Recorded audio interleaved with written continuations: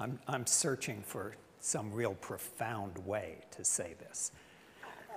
The journaling is important. It may not be your way, and I find for many people it's not. For myself, I began journaling because I was so upset emotionally that I couldn't stand to go out and really face the world, and I had to take time to find out what was bothering me and to get to a place that I was happier and that I was more inspired. And so what journaling is essentially is taking the incessant self-talk that goes on all the time and getting it down where you can get a look at it. And so, you know, maybe one of the all-time top things that influences our health is the way that we talk to ourselves internally. We have practiced this through our entire life, and in most cases, unconsciously, right? We just talk to ourselves just like we just stand and sit the way that we do and eat the things that we do. And so, yet, if we can improve, if we can shift from self-doubt, self-criticism, judgment, guilt, worry, anxiety, on and on, to an internal dialogue, a voice inside of us that is truly encouraging, that loves us, and we feel that love through the way that we speak to ourselves.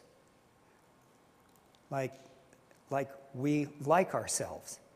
There's a presence in there about that encourages us, that is hopeful, that is grateful for the good that we've done and focuses more on that, just like a good coach would, than on the mistakes that we've made and hounds us for that.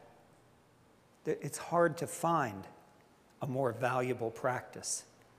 And so your journaling is a way of practicing. And for many people, they take out a piece of paper and go, I don't know what to put down here. And so if you are just beginning, there's some great questions there that can focus you in your journaling. Begin by asking yourself these two questions. This is on page 8.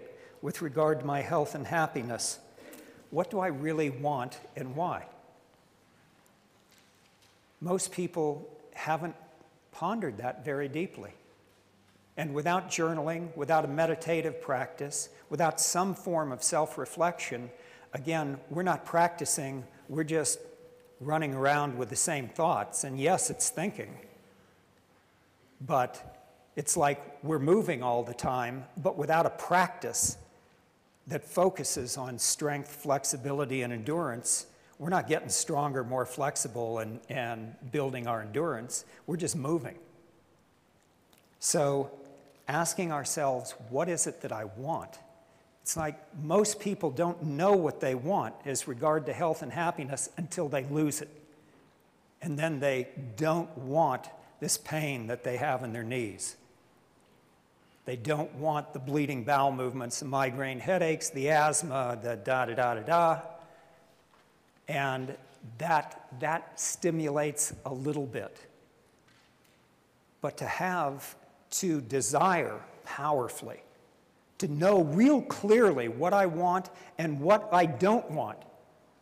I don't want bleeding bowel movements and be this much overweight and be on thyroid medication and so on. You know, this is what I want. And this is why I want that. Because think about what your life's going to be like as your health continues to erode. And think about what your life is going to be like if this is the place where it changes and you improve and it continues to improve. This is doable, this is actual, this is the real thing. And how does it improve? It improves by exactly what we're talking about, by practicing wanting it to improve, and by these 4 practices of eating, moving, thinking, and relating, of doing those with kindness and with intelligence. It's real simple. I'll probably repeat it 1,000,000 times. But it's doable. And to want that, and to practice then wanting. What do I want? Lay it out again. Say it for yourself.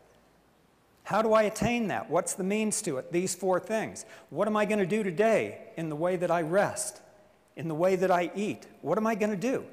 Or does today not count?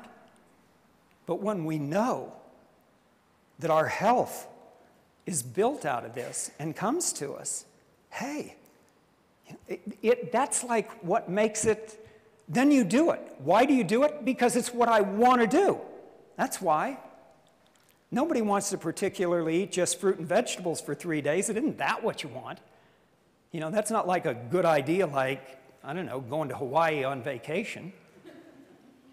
It's because of what it gives you, right? You're linked up. You've got a powerful why.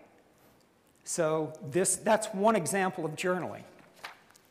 Going to the next page, some other questions you can do just to train your mind, just like training yourself to sit up straight, is what am I grateful for? When you're focused on what you feel grateful for, guess what you feel? Grateful. Gratitude and appreciation permeates your whole being, and when you're in the state of feeling grateful, hey, you know, that's good for everything in you. And you practice getting yourself into that state.